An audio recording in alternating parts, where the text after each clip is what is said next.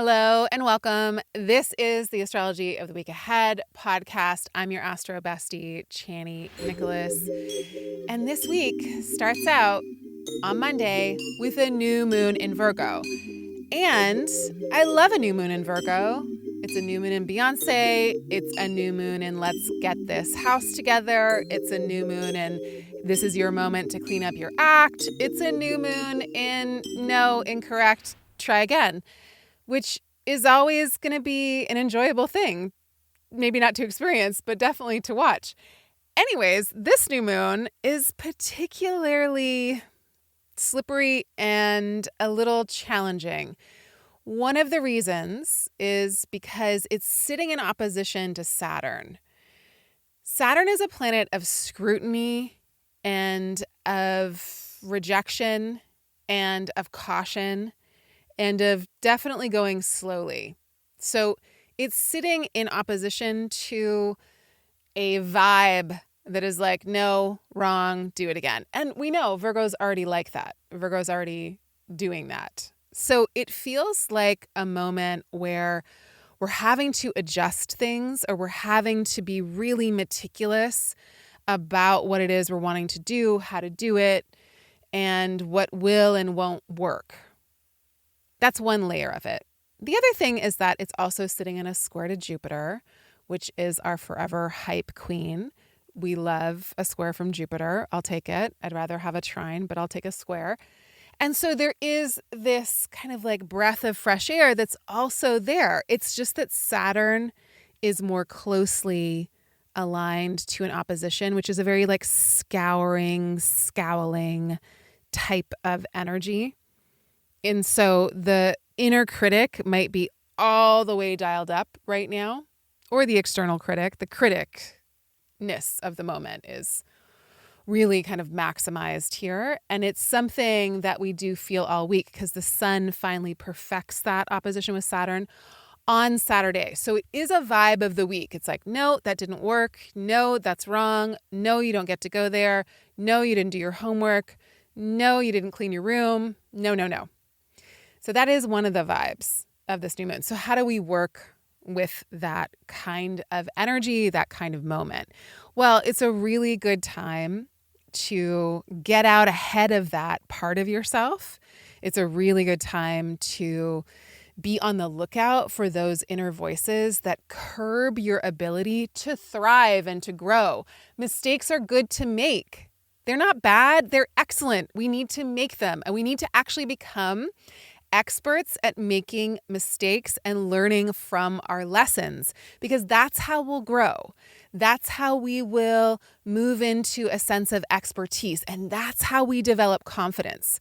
Real confidence is being able to be in a tricky, sticky moment that's complicated, where we fuck up and we get to say, oh, okay, that was me. I did that incorrectly, or I didn't know any better. Great. Now I know better. Now I'm going to course correct.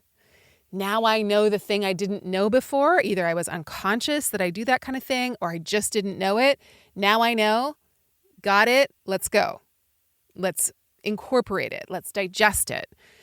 Virgo is the digestion system. So we want to think about, what are these morsels of correction that we are chewing on? And how can we digest it and incorporate it and let ourselves off the hook for being a human and having to learn lessons? Like, literally, that's why we're here. We are not supposed to know the things until we learn the things. And then it's on us to keep doing the thing that we know is right to do.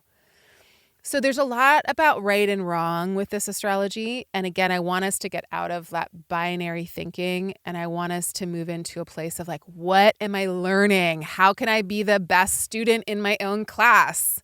Life is the teacher. You're at the head of the class. So we are not going for perfection this week. We are going for being the best student. Being able to take the lessons, integrate them, sit with them, mull them over, ask questions, be curious, and be willing to be the best student that we can possibly be. Also on Monday, just in the mix of this new moon. Mars is making a square to Neptune, which makes us feel like I'm not sure which way to go, or seems like a situation where the direction currently is a little unclear. So that's fine. It's like hitting fog when you're in a car. It's okay. Being disoriented is actually part of the journey. It's like getting bowled over by a wave and you got to figure out for a minute like how to float so you can find the top of the water and not think that down is up. So if you get thrown around a little bit, or if it feels like life is in a little bit of a spin cycle dryer situation, wait it out. Wait for clarity. It's okay if you don't know where to go right now. The moon is dark. There's no light to go by. Mars is making a square to Neptune. We're going to just be. We're going to wait for clarity because it will come. It always comes. This new moon is also in a square to Mars by whole sign. So it's a mixed situation. I've been saying this for weeks because there's been so many things in mutable signs, which Virgo is a mutable sign, that it's not good and bad. I just don't want us to get caught in this place. It's not a bummer. It is a moment that we are going to learn from, and we're just going to be with the magical, mystical, fertile darkness. And if we are in a situation where we're not quite sure which way to turn next, or where to go next, or where to take action, great. That's the information that we need. I'm not sure. I'm going to chill. I'm going to rest. I'm going to meditate on this. I'm just going to be with that confusion. Confusion is its own teacher and its own friend. Its own friend, our friend, a friend.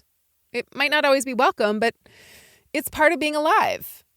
Okay, God, willing? No, God forbid we are so sure all the time, right? That's not life. That's not normal. We should be stumped by things sometimes because we're in the process of learning a new thing. So let us learn new things this week. I also got to say, this new moon turns into a eclipse.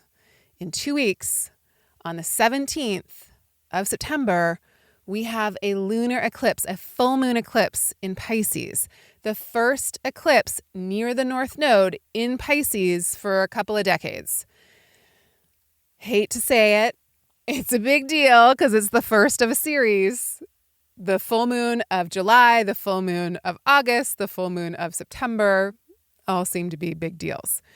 This full moon is an eclipse. So we are, we're moving in, we're in, not exactly in, but I would say we're in eclipse season. This new moon breaks the seal, right? The new moon is an initiation point. The new moon is an activation point, and we'll end up at an eclipse in 2 weeks. So some would say the beginning of Virgo season was the beginning of eclipse season. I would say yes, that definitely, because that's where the sun will be when the first eclipse happens. But for sure, Monday is the beginning of eclipse season. What does that mean? That means that we are in for some events, a series of events that are going to start moving very quickly. Speaking of eclipses, Venus on Tuesday is in Libra right now, super powered in all of its glory, helping to promote maybe some harmony. I don't know if that's possible in the world right now, but maybe. But definitely some pleasure, some joy, some sweetness, some art, some connection. It's going to make a conjunction to the South Node, which is a place where eclipses happen. Eclipses happen near the nodes. So it making a conjunction with this South Node actually gives me pause. And this is why. Because in October of 2023, we had our first eclipse near the South Node in Libra. And now Venus, the ruler of Libra, is moving through this part of the sky. So it's just something that, I don't know, it's just sticking out to me as a situation that is hearkening back to things that happened in October of last year. It is an emptying out point, the South Node. So on one hand, we can think of this movement, this astral movement, as being an outpouring of love, an outpouring of art, an outpouring of beauty, an outpouring of anything that is lovely. So it's a release of maybe like a giant art project or something that you've been creating. It is, again, an outpouring of feeling or of some kind of gratitude. It's a great day to work on, our gratitude lists, to help our brain remember to look for things that we love and that are in our life, that love us and that we love, and that there's goodness here all the time. We have to always remind our brains to look for those things. So it'd be really good to have an outpouring of affection towards each other, an outpouring of support, of mutual aid, of connection, of justice. Venus is also a planet of justice and equity and fairness and maybe even peace, if we could say that. So because it's moving over the South Node, it's just giving me pause. And I just wonder, in terms of world events, what's going to happen that, again, is speaking to the situations that we've been dealing with over the past almost year now. And what gets lost here in terms of building alliances, or what there's an outpouring around, because the South Node can feel like a loss sometimes, and sometimes it can feel like an outpouring. So we'll hope that it's an outpouring of love and connection and justice and equity.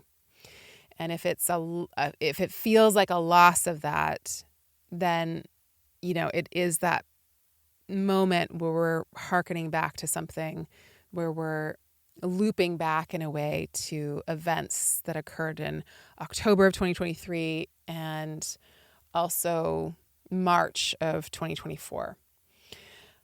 On Wednesday, Mars leaves Gemini. One of the clowns at the circus leaves the tent and moves into Cancer.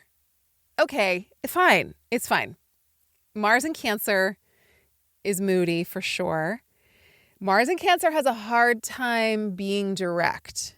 Mars in Cancer is passive aggressive, maybe not so passive, but there's this thing where Cancer is a crab, it scuttles sideways, and Mars is the direct, warrior, like, okay, this is what we need, this is where we're going, this is how we're going to get there.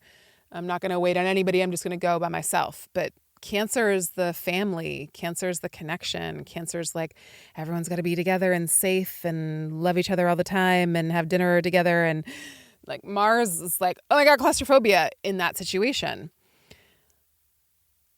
Also, Mars will retrograde through Cancer in the new year, but it's going to spend a lot of time here. So it's just like not upfront. So this is an excellent time to understand that about yourself, to understand that about ourselves. Where am I being passive aggressive? Where could I be more direct? What am I afraid of losing or not getting if I am honest and upfront and direct about what it is I need? And what are my needs? And look, in the best of all possible circumstances, Mars in Cancer is the protector of life, of what is vulnerable. It can be really like mama, papa, parental bear energy. So we can think of it like that as well.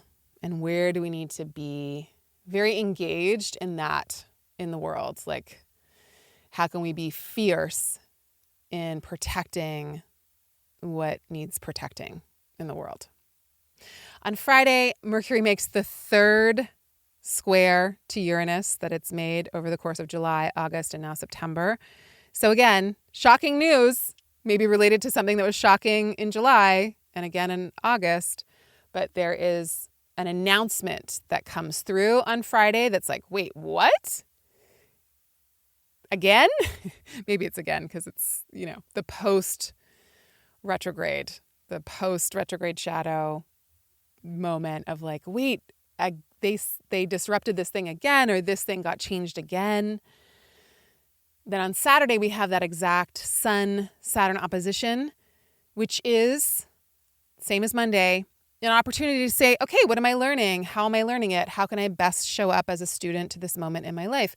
How can I not over criticize myself? How can I not be my own worst critic? How can I not be harsh towards myself or other people in this moment and just be honest and accountable and willing to learn and adjust and keep it going, right? But there is like this thing that feels like maybe it stops on Saturday. And we might just need like extra rest. We might need like a moment, like just shut it down. Saturn's good at shutting it down. Sunday, Mercury moves back into Virgo, and this is really helpful because Mercury loves being in Virgo. So now Mercury and Venus are both in signs that they do well in. This is going to help communications. This is going to help tallying things up. This is going to help to do the math. It's going to help to get all the details in order, and it's going to help us to plan things. Hey, y'all. Thank you. No, really, like, thank you for leaving reviews in the App Store. I think you know how important reviews are. I mean, I read reviews all the time. Doesn't matter what it is. I want to read the reviews. So when you take the time to leave us a good review, an honest review, a review from your heart, from your experience of us, it just moves the needle. It helps us so much. It really, really, really, really makes a huge difference in our lives and in this company and in the work that we're doing. Thank you. I wanted to leave you this one called Bibbidi Bobbidi Boo. I feel like I've met my fairy godmother and her team of mighty helpers.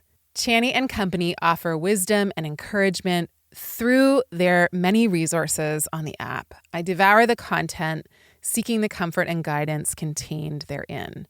With the help of Chani and her team of talented creatives, I'm getting like choked up. I feel better prepared for the astro weather on the way, and I'm able to make sense of the storms and sunshine that have already passed. Chani's insights help me prepare for each day, and I appreciate her continual reminders to grow, make space, and go with the flow. I've not only uncovered new layers of myself, but also a profound appreciation for the wise and ancient guides in the sky. Wow, I love how they put that. Thank you. All right, y'all. Next week, September 14th, Venus in Libra makes a trine to Jupiter in Gemini. And this is one of the like standout, beautiful, sweet, helpful moments in September. And then we've got an eclipse on the 17th. So come back and we'll talk about how to work with this really, really, really lovely energy and how to also prepare for the eclipse that's right around the corner. I'm sending you so much love, so many blessings. Thank you for listening. Thank you for spending some time during the week, thinking, reflecting, maybe planning out what the week will be. Maybe you're reflecting on what the week already was. You're listening to this at the end of the week. I love it when people do that because then they can tell me without any kind of confirmation bias how it all rolled out. But I also think it's helpful to know what's coming up. So never, ever, ever, ever, ever fear the astrology. Never let it limit what you do with life. This is all just a weather report. It's up to you to do what you want with it and within it. And I hope that this little podcast can be a bit of a guide as to how to best approach it and make the most of all of the different moments. All right, y'all. Like, subscribe, do the things. Tell your people about this podcast if it helps you, if you find it useful. Spread the love. I really, really, really, really so appreciate it when people do that. Thank you. Thank you for leaving reviews. Thank you for trying out the Chani app where all of this and so much more lives. And again, I'll see you back here next week.